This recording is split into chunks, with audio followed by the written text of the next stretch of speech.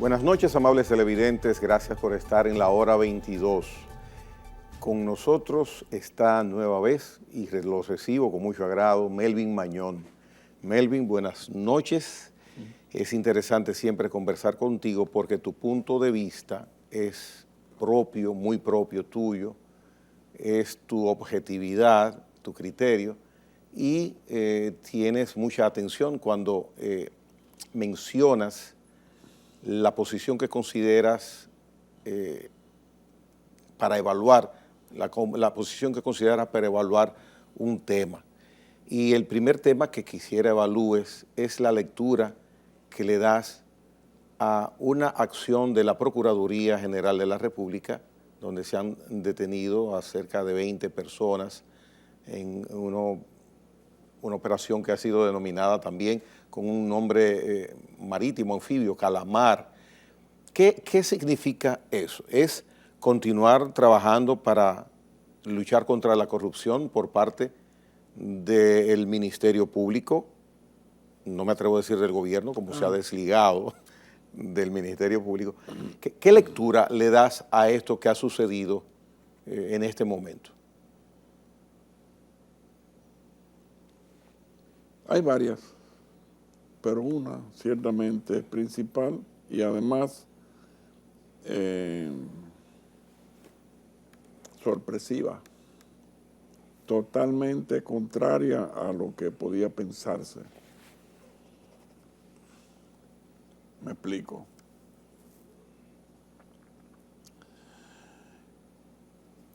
El gobierno,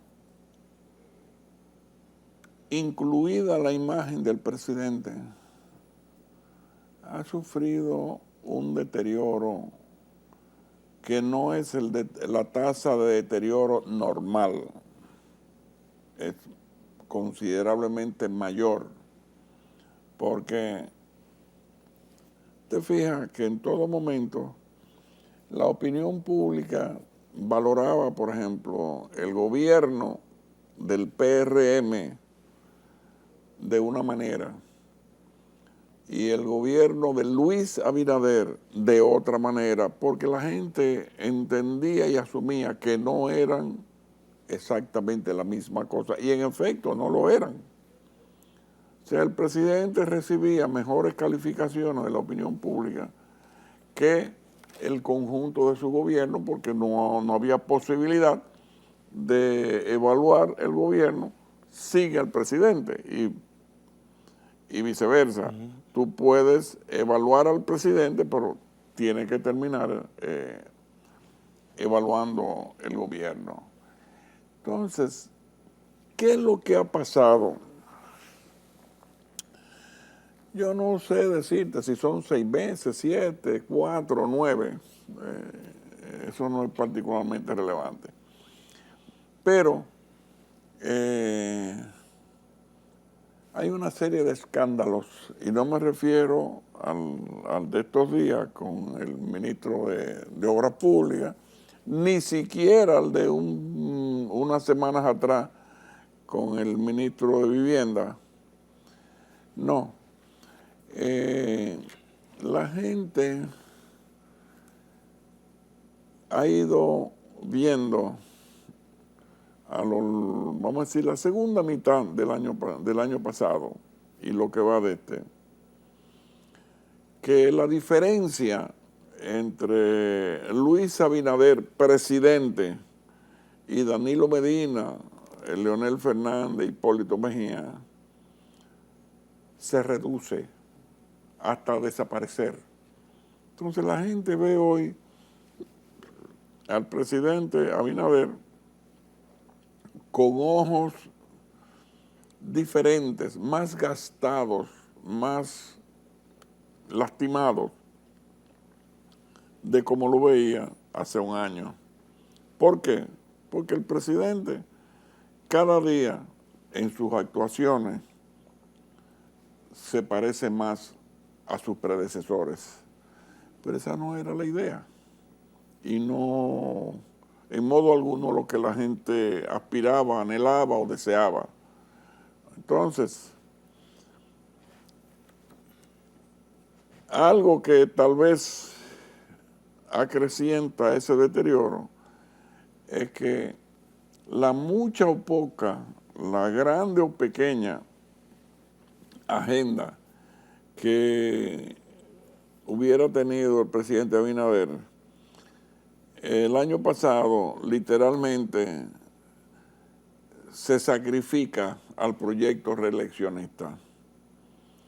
El proyecto reeleccionista obliga al gobierno, en las condiciones de la sociedad dominicana de hoy, a incurrir no solo en actos abiertos, legítimos, o sea, pero tipificados como corrupción, sino también hacer diabluras.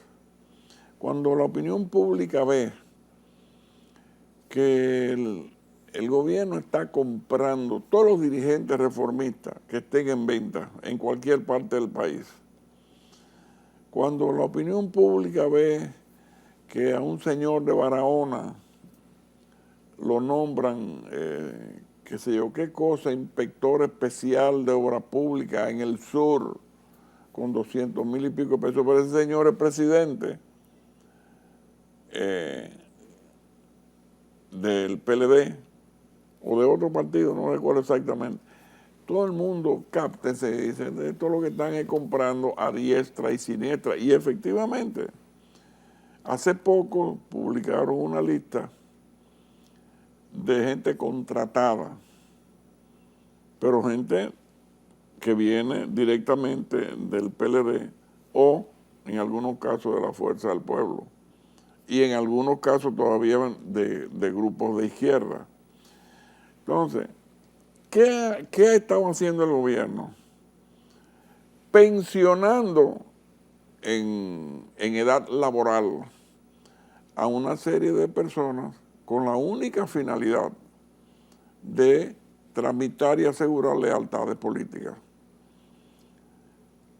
Y tú puedes ver, porque incluso ha salido en prensa, casos de gente que ni siquiera sabían que estaban pensionados porque nunca la solicitaron ni nada por el estilo. Simplemente el gobierno ha decidido emplear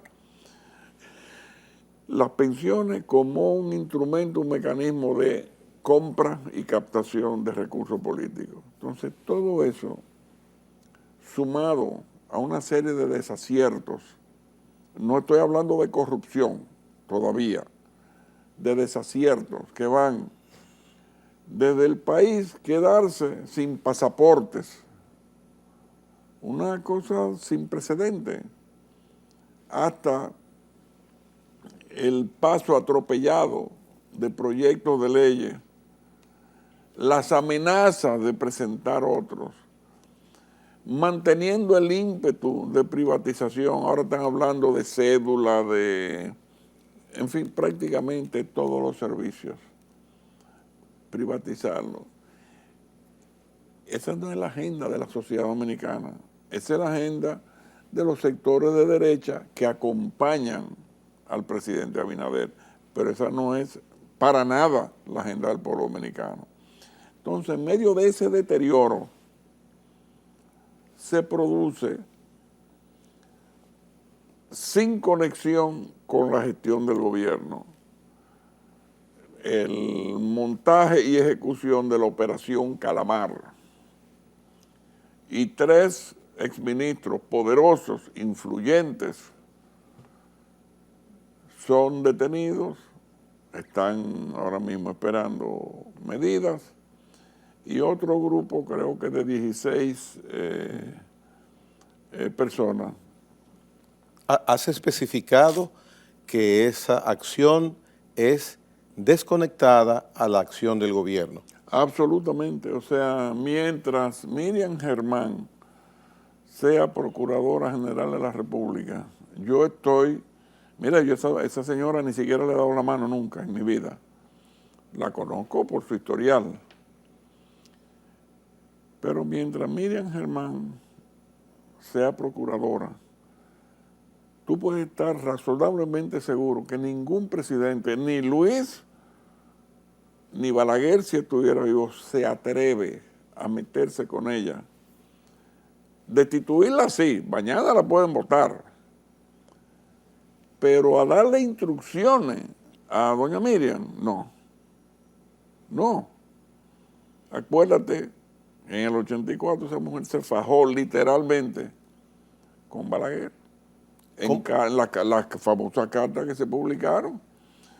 Ella publica una carta señalando y sindicando a Balaguer por temas de la justicia. Balaguer le responde. Es un intercambio de correspondencia famoso, muy, muy, muy famoso. A propósito, sucintamente, ¿cómo evalúas la gestión de la Procuraduría de Miriam Germán en un gobierno, en un periodo de gobierno que se ha especificado, que se ha caracterizado por llevar a la justicia a través de este organismo funcionarios y personas relacionadas al pasado gobierno? No, yo lo reformulo. Ajá. Mira, cuando el presidente Abinader designa a doña Miriam, él acoge un reclamo, algo que estaba subyacente en todo el país político. O sea, se esperaba, se deseaba, se sugería, se mencionaba a doña Miriam como la mejor opción de procurador general de la República. Fue uno de los últimos nombramientos a nivel de gabinete en ser emitido, pero finalmente lo hizo. Yo me acuerdo que poco después de eso, Roque Payá publica un artículo que tituló Espada o Escudo, queriendo decir que él no estaba seguro de si la designación de doña Miriam la hacía Luis para cuidarse él, en cuyo caso doña Miriam era un escudo que lo protegía a él. Desde luego. O si era una espada que se iba a blandir contra todos los corruptos, sin excepción. Entonces, ahí empieza la discrepancia. Fíjate, el presidente Abinader, de palabra, en 2 o 3 discursos importantes, le dio apoyo a doña Miriam y a la Procuraduría. Sin embargo, cuando el presidente, por ejemplo, recibe la información que se indica a Fulcar como comprometido en un conjunto de operaciones dolosas y cuantiosas, no se genera un accionar. Entonces tú te pones a ver, bueno, ¿qué puede pensar un procurador, en este caso doña Miriam? Dice, bueno, de mí se espera que persiga la corrupción, pero el mismo presidente sigue fomentándola, porque Fulcar nunca fue destituido, ni sometido, ni denunciado, excepto por nosotros. Es más, todavía hace como 10 o 12 días el presidente aparece sonriendo con Fulcar, que estaba enfermo, que esto, que lo otro. Puede ser una cortesía, pero sigue siendo de mal gusto. Entonces, es desmoralizador para la Procuraduría General de la República, no solamente para doña Miriam, que una parte del esfuerzo que ellos hacen en perseguir la corrupción se vea oscurecida porque el gobierno, en la persona de su presidente, sigue designando gente que se sabe que son corruptas o que fueron descubiertos como corruptos y que sin embargo permanecen en el cargo. Pero Melvin, no tiene que recibir entonces necesariamente, y no necesariamente, sino no tiene que recibir el insumo del gobierno, de la parte ejecutiva, la Procuraduría, para iniciar una acción contra determinado funcionario o exfuncionario, que es lo que estás diciendo, deduciéndolo que Miriam Germán sufre cierta desilusión cuando ve algunos procederes públicos. Yo entiendo. Es una deducción tuya, claro, entonces, pero ella no necesita que el presidente actúe o no actúe en un sentido hacia un funcionario. La Procuraduría tiene el albedrío legal para iniciar, como lo ha iniciado, expedientes y casos sí, no, de investigación. son diferentes. Acuérdate que hay una pieza clave en todo lo que puede hacer la Procuraduría en materia de persecución de la corrupción administrativa en el sector público, en la Cámara de Cuentas.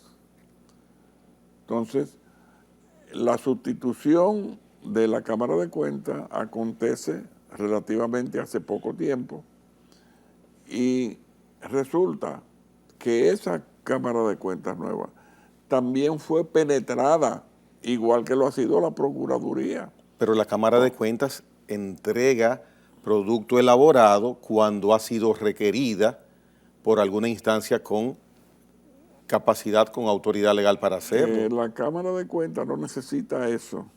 La Cámara de Cuentas tiene entre sus funciones y deberes el de proceder a auditar, a controlar las operaciones que comprometen los recursos públicos. Mira, entonces, ahora que tú has tocado ese tema, Melvin, en este gobierno, en este, ¿cómo se motoriza la acción pública? El insumo, la búsqueda de posibles expedientes de haber manipulado el manejo correcto de los fondos, lo buscan los fiscales, motus proprio la Procuraduría, o la Procuraduría recibe denuncias. ¿Cómo se motorizan los casos en este gobierno? Bueno, en este si gobierno, tienes la respuesta. En este gobierno, no. En esta Procuraduría. Bueno, son cosas diferentes. No, porque fíjate, sí, pero la Procuraduría debe constitucionalmente del Ejecutivo, sí, aunque se haya desligado. Sí, pero fíjate, vamos a no hemos alejado un poco de los apresamientos, pero sí, déjame ver si puedo resumir. Mira, cuando Joaquín Balaguer gana las elecciones de 1986, el Estado dominicano designa a un grupo de abogados para investigar, someter, proceder, etcétera, una serie de denuncias de actos de corrupción del gobierno saliente de Salvador Rojo Blanco. Ahí estaba Marino Vinicio Castillo y estaba Ramón Tapia Espinal, fallecido, y había otro abogado, no lo recuerdo ahora. Entonces, el Estado dominicano organizaba unas presentaciones semanales en las cuales se aportaban evidencias de actos de corrupción, documentos si los había. Yo fui a uno de esos, se llegaron a llamar la misa de los lunes.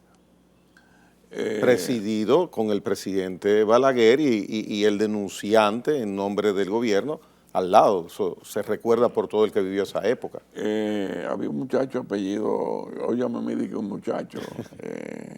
El Contralor. Exactamente, no me acuerdo el nombre de él ahora. Un caballero blanco, él lo recuerda. Alto, muchacho sí, alto, sí, blanco, etcétera. Bueno, ahora no fue así. El Estado no ha comparecido, el Estado no ha hecho ninguna gestión propia o presentación.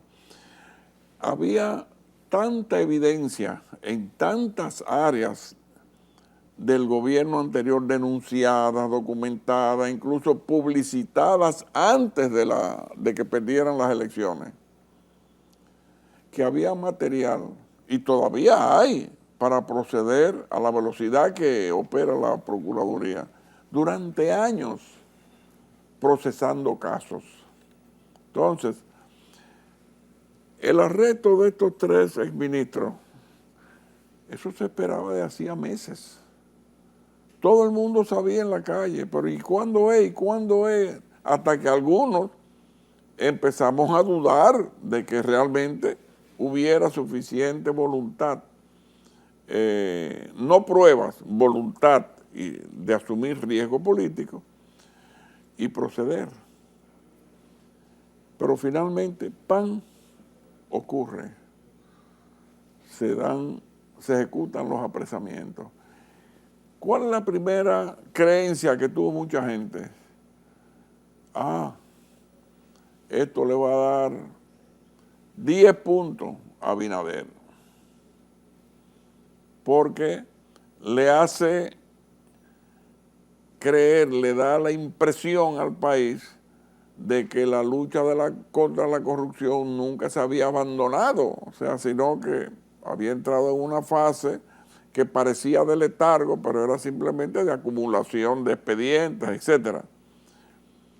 Entonces, nada más lógico, pero al mismo tiempo simplista, que pensar, no, pero ahora la reelección del presidente Abinader puede caminar en 4 gomas nuevas, producto de este acto de trascendencia, sin duda alguna. Eso no tiene precedente en la historia dominicana. 3 exministros, no, jamás. Y un ex candidato Y presidencial. un ex candidato presidencial. Entonces, ¿sabes lo que dice Melio Mañón? No. ¿No? Eso ha puesto la reelección más lejos de lo que ya estaba. El efecto fue a la inversa. El efecto, o sea, es a la inversa. Pero ¿tú sabes por qué? ¿Por qué? Porque ¿qué necesita la reelección para materializarse? ¿Cuál es el insumo principal de todos los procesos reeleccionistas en la República Dominicana? El dinero. Mucho dinero. ¿Para qué? Para comprar gente, comprar lealtades, comprar compromisos y terminar comprando votos el día de las elecciones. Mucho dinero. Pero ese dinero tú y yo sabemos, y el país también, que ese dinero negro, el dinero sucio. Es lo que se ha dicho del apresamiento del ex candidato presidencial. Precisamente. Entonces mira lo que pasa. Mientras el país había llegado poco a poco a la conclusión, a la convicción de que no había ninguna diferencia importante entre el gobierno de Luis Abinader y los anteriores, y que el presidente actual y el gobierno actual se parecían demasiado a sus predecesores, ¿qué iba pasando? Nada. Todos son iguales, ninguno sirve. Eso es lo que te dice la gente en la calle. Son una partida de sinvergüenza, de descarados, de abusadores, de ladrones, etc. ¡Pam! Vienen los arrestos. Sorpresa. Ahora va en coche de la reelección. No, ahora mira lo que pasa. Mira lo que pasa. Todo el que daba 20, 30, 40, 50 millones, ahora lo está pensando 10 veces porque no quiere verse en 3 años donde están ahora algunas de esas personas que están arrestadas. Pero porque el dinero sucio, aunque el origen del dinero sea limpio, porque aquí hay empresarios con suficiente fortuna para dar 20, 30, 40, 50 millones de pesos. Aquí el dinero ya no... Eso es dinero para ti, para mí. Y no una sola vez, mensual o más de mensual. Bien, entonces, el que estaba en disposición de meter X cantidad de dinero repito, dinero negro a la campaña de Luis Abinader. Ahora lo está pensando 10 veces. Pero tú sabes quién lo está pensando 20 veces. El que iba a buscar ese dinero y a tramitar la donación. O sea, ahora mismo, por lo menos hasta que se disipe el humo de estos generado por estos apresamientos,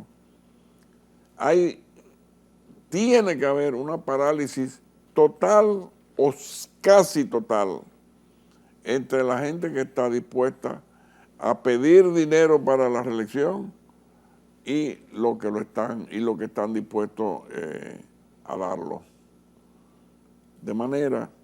O sea, que una ventaja financiera normal, entre comillas, de muchos tiempos, que era un hábito, ahora afecta al partido que está en el gobierno, que es el que más beneficiado siempre resulta, por razones obvias. Ahora, mira, si se pudiera hacer una encuesta, pero no, tú puedes estar seguro de que si la reelección estaba captando 50 millones diarios, hoy no está en 5 millones.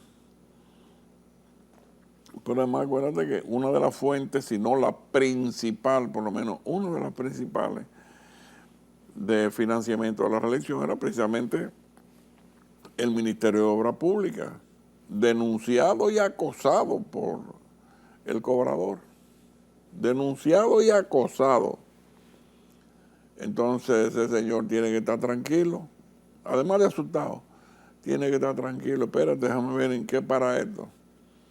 Porque este señor Nieves lo cuestionó. Dice, pero usted tiene que decir algo, tiene que responder, dar una explicación. Porque, el doctor Roque ha sido intimado judicialmente para que presente evidencias o se retracte. Eso es lo que él mantiene. Ya. Entonces, él no le falta, ¿no? Él tiene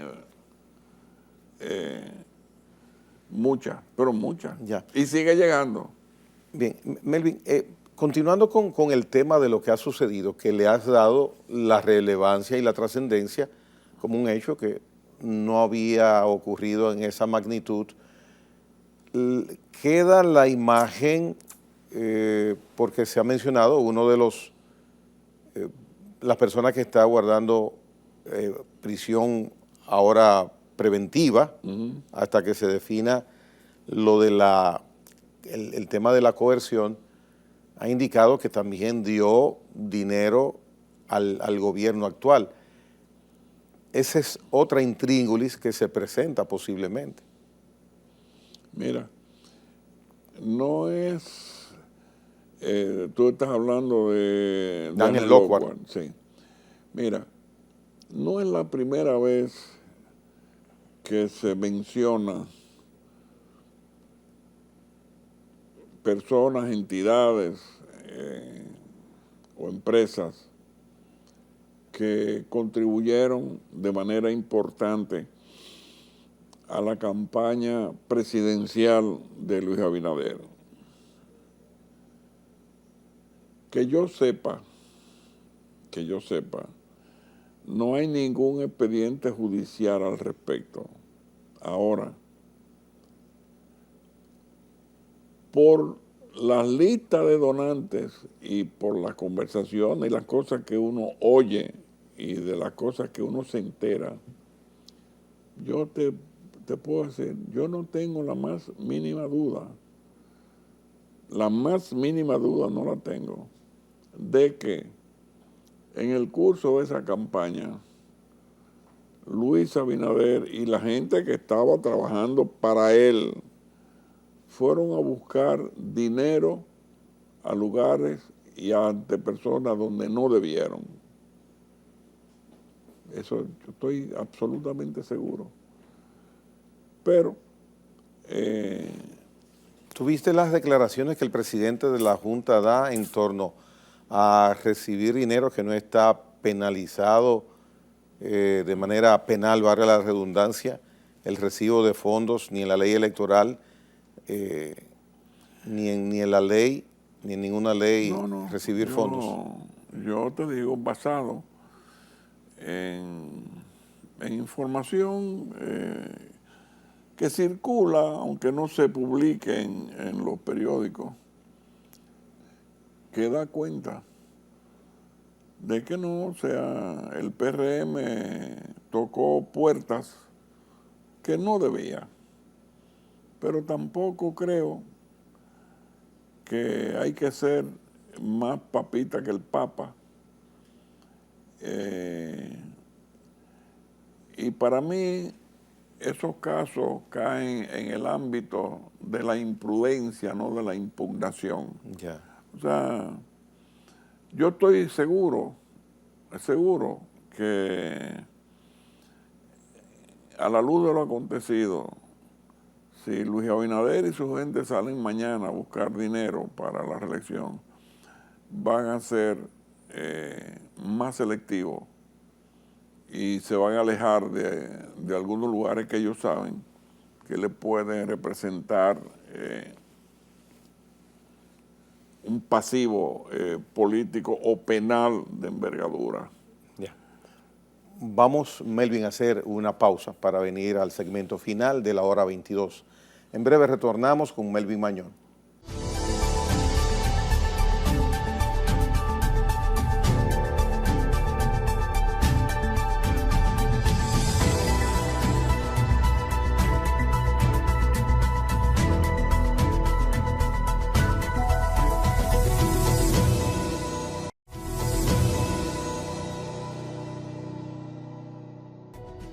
Melvin Mañón, vamos ahora a que nos des tu impresión, tu valoración, el enfoque que puedas tener.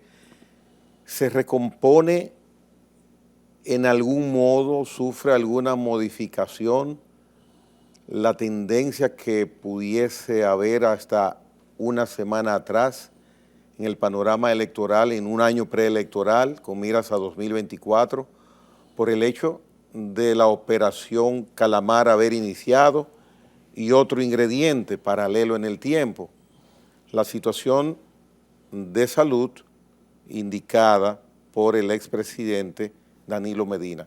Esos dos aspectos. Vamos a empezar por el caso de Danilo. Yo creo que Danilo, ahora dicen que está enfermo. Yo en el caso de Danilo me permito dudarlo todo. Pero todos nos enfermamos de una cosa o de la otra. Pero antes de que se dijera que estaba enfermo, ya Danilo... De manera no oficial, no sé si tú lo tenías como conocimiento, era una información que hacía unas 2 o 3 semanas uno manejaba como información de una identificación de un cáncer y ahora viene a corroborarse por parte del mismo. Termino el paréntesis. Pero el punto al que quiero aludir es, Danilo estaba a camino de convertirse en un cero a la izquierda. Danilo solamente restaba. Danilo en sus urgencias de buscar protección al amparo de la presidencia y la configuración del PLD como partido para poder invocar la persecución política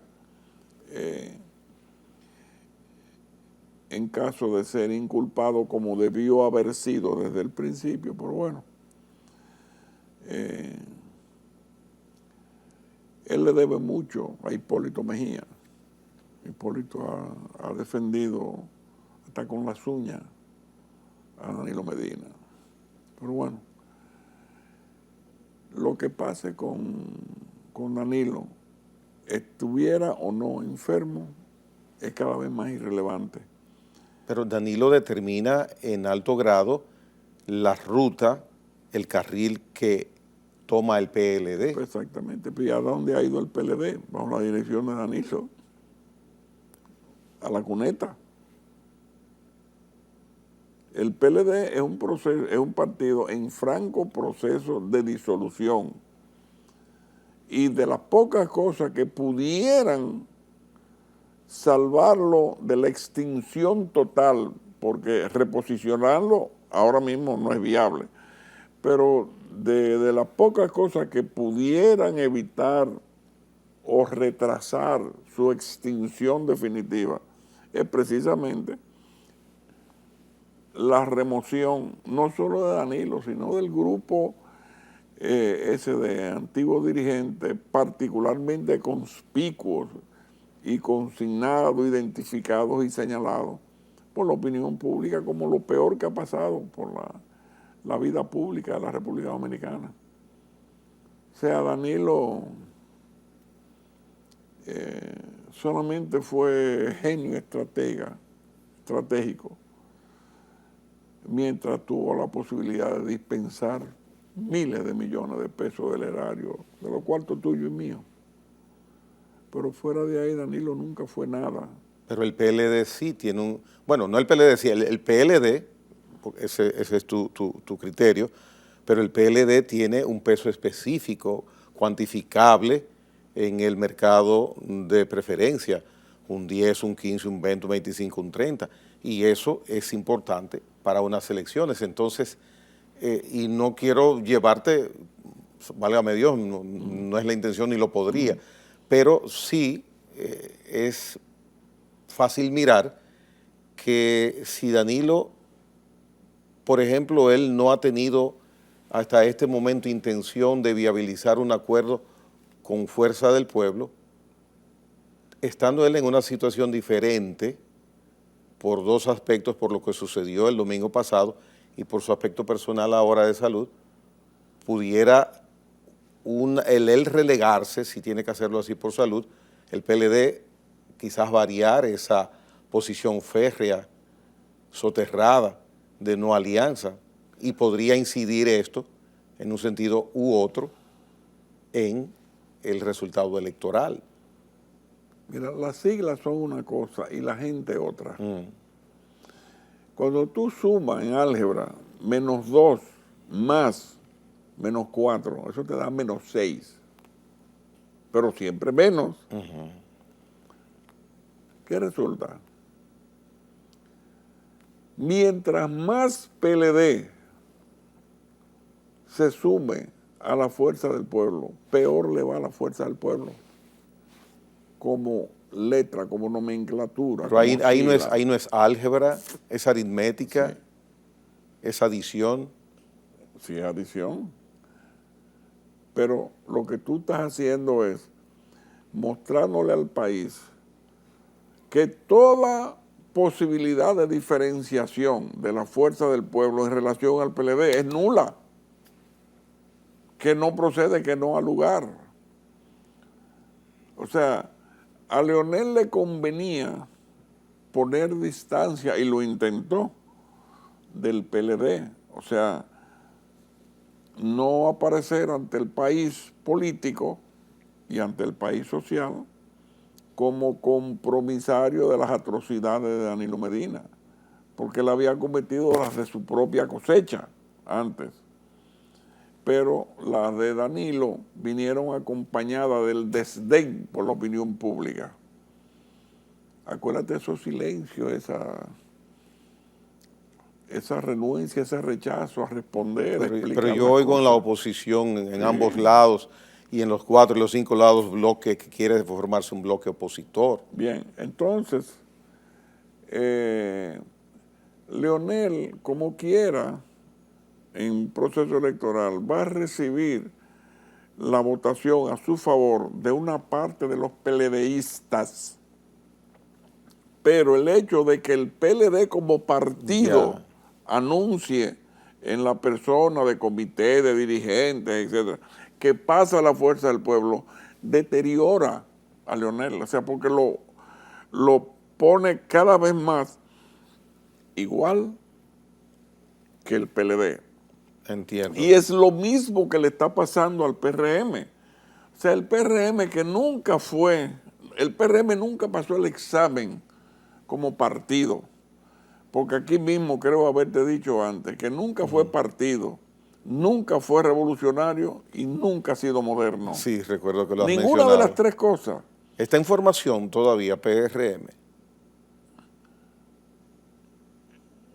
¿En qué? ¿Es un partido todavía en formación o ya tomó su homogeneidad, ya indicó qué va a hacer? Bueno, ya casi la tiene completa, porque, pero déjame completar la idea. Mira, nunca pasó el examen. La gente siempre vio al PRM como un invento, una vaina electoral, algo para salir del paso, sin tradición, sin cultura. Y sus presidentes y vicepresidentes y secretarios se han ocupado sistemáticamente de extinguir con esa vaina para los incendios, o sea, con esos extintores así, cualquier asomo de ejercicio democrático interno. Y si no, pregúntale a Guido, pregúntale a Alburquerque y pregúntale a otros dirigentes que han sido literalmente masacrados por la maquinaria, Hipólito, Luis, con palicita y todos esos aparaticos, todos esos carajitos que son, al final del día es una partida de imbéciles. Pero fíjate bien, el PRM se ha lanzado a la compra masiva de dirigentes del PLD y no entienden que aquello de lo cual ellos se vanaglorian ahora, lo único que hace es enterrarlos más profundo, porque cada grupo de dirigentes del PLD que pasa al PRM, lo único que hace es decir, coño, pero tú no lo ves que eran igualitos, que eran la misma vaina, la misma basura, la misma mierda los dos. Eso es ese es el mensaje. Ellos no lo ven, porque ellos creen que el asunto es comprar, comprar y comprar. Incluso no se dan cuenta que esos dirigentes no tienen ninguna capacidad de convocatoria sobre aquellos militantes o simpatizantes o activistas sobre los cuales ejercían una cierta posición de dirección. O sea, la gente que ha sido PLDista, esté o no inscrita en el PLD, no va a votar por la reelección de Luis Abinader porque se lo ordene un tránsfuga, o sea, un dirigente de esto que se vendió por X cantidad de dinero. No, él se vende él y tal vez hasta la mujer de él vote con él por Luis. Pero no es verdad que los otros que estaban alrededor o debajo de él van por ese hecho a votar por Luis o por cualquiera que fuera. Mira, en los campos del país el caciquismo se acabó hace años. La idea de que antes había gente en Guananico, en Altamira, en Valle Nuevo, en 20 sitios. No, aquí todo el mundo vota según diga Gregory, o según diga Juan, o según diga Pedro. Eso no existe. Pero tampoco existe, mucho menos, el de los dirigentes. No. Yo soy, por ejemplo, jefe de Santo Domingo Norte, o de Santo Domingo Este, o de San Cristóbal. Mentira, no es verdad que la gente va a votar por ti porque tú como jefe ordenas que vote. Si la gente está en desacuerdo porque sospecha que tú te vendiste, que tú cogiste cuarto, que tú cogiste prebenda, que tú hiciste negocio sucio, que tú al final te beneficiaste tú, no ellos, te dejan suelto, no votan por lo que tú digas, votan por lo que ellos les dé la gana. Con lo que tú has mencionado, con la visualización que tienes, has tocado el posicionamiento básicamente de los tres principales partidos políticos del país. las encuestas de los estudios que se han hecho en los últimos meses, en la parte que tiene que ver con la intención de voto, nos damos cuenta que va a haber un resurgir cuantitativo en las personas que sí están dispuestas a votar en comparación con 2020. Se espera que un 70, un 75% del electorado asista. Con esa visualización que has descrito de los partidos mayoritarios, ¿qué va a hacer la mayoría de esa gente? ¿Qué los va a enamorar? Porque hay muchas de ellas que no pertenecen quizás la mitad a un partido. Yo te lo ¿Qué digo. van a hacer? Yo lo escribí en el 2012, lo publiqué en el 2012, pero lo tenía pensado desde el 2007, que se llama ruptura. Aquí la única manera de tú cautivar, de tú seducir, de tú atraer una parte del electorado sin tener que comprar a papeletazo limpio a la gente,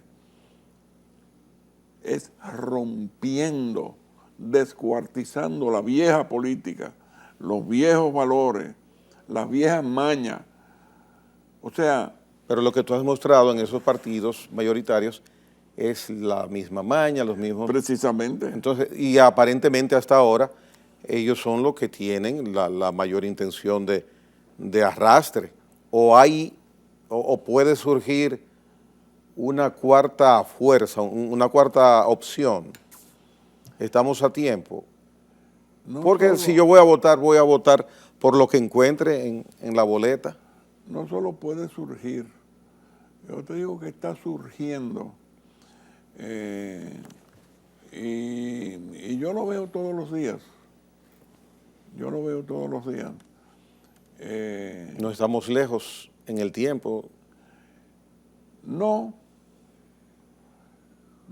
pero el ejercicio político de las últimas décadas, o vamos a decir de las últimas 2 décadas en particular, demuestra algo.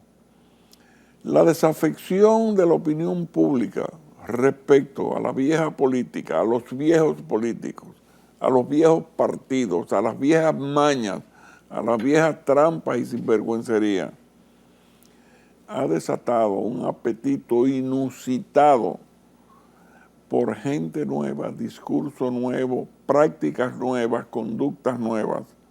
Entonces, es tan ardiente ese apetito que ya se han producido varios casos de pueblos, regiones o países enteros que han votado candidaturas solamente porque eran nuevas, porque eran atrevidas, Sí, porque sí, se hay muchos veían ejemplos. bien, y se han equivocado porque eran sinvergüenza, pero vestidos de otra cosa. Pero ocurrió el fenómeno. Sí. Sí.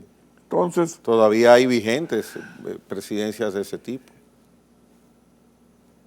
y aquí yo no tengo la menor duda, esta sociedad está madura, pero madura, lista. ¿Tú sabes cómo está esta sociedad? En relación al surgimiento de una propuesta política novedosa, creativa, atrevida, documentada, con brújula. ¿Tú sabes cómo está? Como el vientre de la mujer, qué sé yo, cuántos días después de la menstruación, que su fertilidad está al máximo. Así está esta sociedad. Quien te está en este momento mirando y escuchando podrá estar de acuerdo contigo. Ahora se topa con la realidad de que no ve figuras, no ve colores, no ve partidos que representen eso que tú indicas. Entonces, y por eso te digo que el tiempo va pasando. Por ejemplo, para las municipales estamos 11, 10 meses y algo, y las presidenciales 1 año y 2 meses. Entonces, armar una candidatura, buscar una opción, toma su tiempo. Inclusive tendría que ir básicamente adherida a uno de los partidos del sistema. Pero ya está llegando la hora y me da la impresión, Melvin, de que cuando hagamos nuevos programas y toque hacer uno dentro de 1 año y medio, estemos hablando del presidente de ese momento, de alguien que ya conocemos con bastante evidencia, a menos que surja algo rápido, fugaz y sea un fenómeno. Pero debe ser un fenómeno, debe ser pronto. exacto. Sí, debe ser Ya. pronto y debe ser, como algunas apuestas, el todo por el todo. No es un asunto de medias tintas, ni de colorcito amarillito, rosadito, celofán, pendejada de esa. No. Mira, aquí hay todo un movimiento en el pensamiento, en el ánimo, en el sentir de la sociedad dominicana. Este país quiere cosas, ha empezado a decirlas, a articularlas. Si alguien es capaz de leer esa necesidad e interpretarla en este caso significa ser capaz de concebir una respuesta e instrumentar un medio, se puede alzar con el santo y la limosna. Porque el país, te digo, la mejor imagen que se me ocurre es La de la mujer después. este país está en cuanto a un proyecto de nación nuevo, como el vientre de una mujer, qué sé yo, cuántos días después de la menstruación, que yo nunca he sabido, nunca he llevado bien la cuenta esa, pero todo el mundo sabe que a los 10 días o a los 15, qué sé yo, la mujer está en el punto óptimo. Cualquier contacto la fecunda. Así está esta sociedad. Bien, Y además me gusta la imagen esa, así. estaremos pendientes de tu premonición y análisis ginecológico para saber entonces cuál será el resultado. Sí. Agradezco, Melvin Mañón, nueva vez que hayas ocupado ese asiento porque das tu opinión, aportas tu criterio y sobre todo manifiestas tu convicción, que es creíble, y si se está o no de acuerdo contigo, ya eso es azúcar de otro costal. Gracias, Melvin, por estar en la hora 22. Bien, señores, hasta la próxima, en la misma hora, en el mismo canal. Nos vemos.